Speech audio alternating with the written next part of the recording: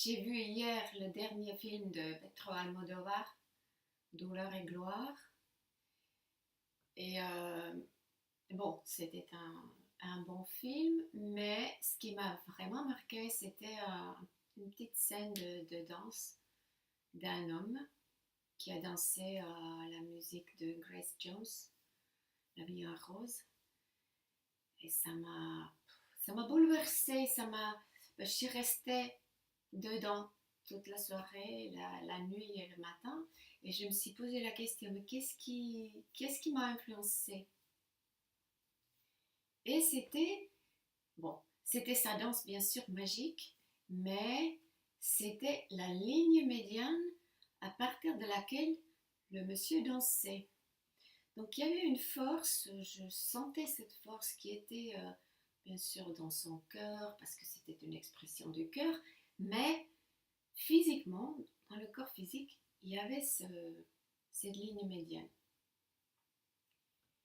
Euh, Moi, j'enseigne beaucoup ça dans le yoga que j'ai créé, le yoga sacral, dans lequel il y a un des points d'appui, c'est la ligne médiane, c'est-à-dire vraiment la présence dans cette ligne et les mouvements à partir d'elle. Si on pense à la danse, par exemple, quand on danse à partir de la ligne médiane, ça donne quelque chose d'autre que si on ne l'a pas. On fait des mouvements, mais il n'y a pas de centre. Ça change tout.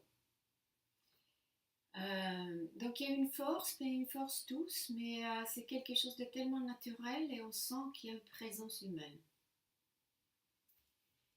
Et cette présence humaine, j'aimerais bien l'avoir aussi dans le yoga, parce que j'enseigne à mes élèves, c'est-à-dire que la ligne médiane, c'est quelque chose autour de laquelle nous avons été construits dès à l'état de l'embryon.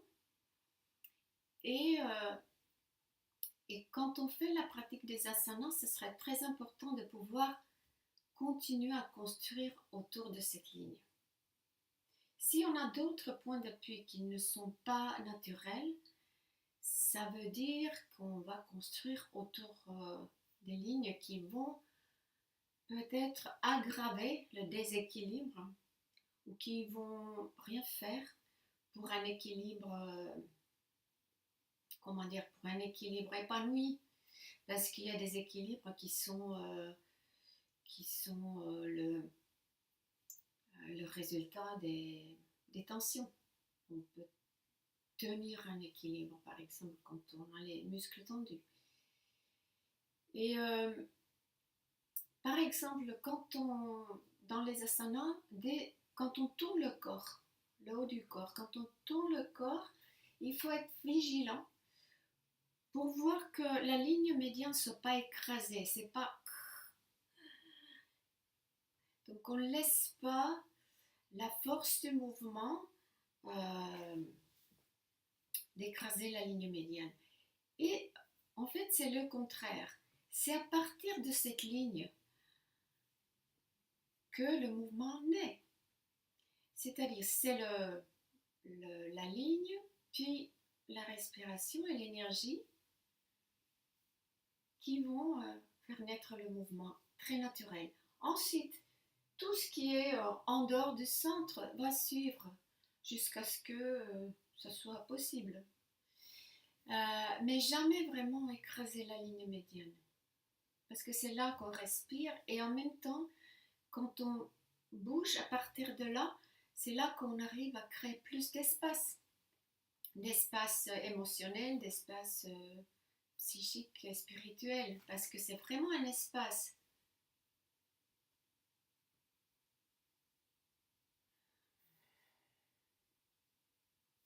Voilà, et je voudrais donner un exemple dans une asana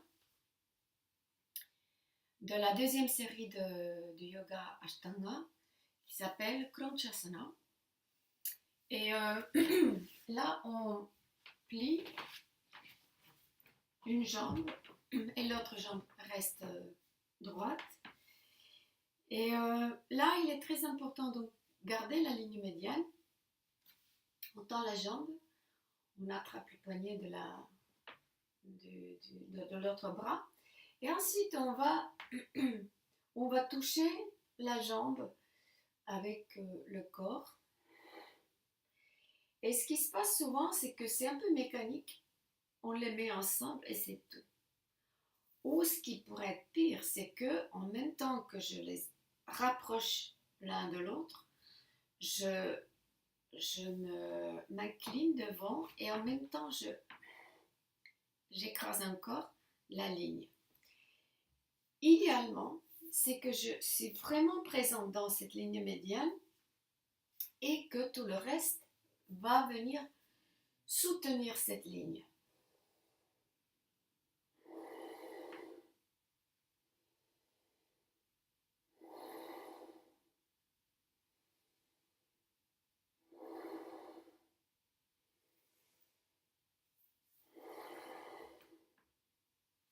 Voilà, donc les asanas vont continuer le travail embryonnaire ou le travail de la vie en nous, c'est-à-dire construire autour de cette ligne et voilà, augmenter ou améliorer notre équilibre.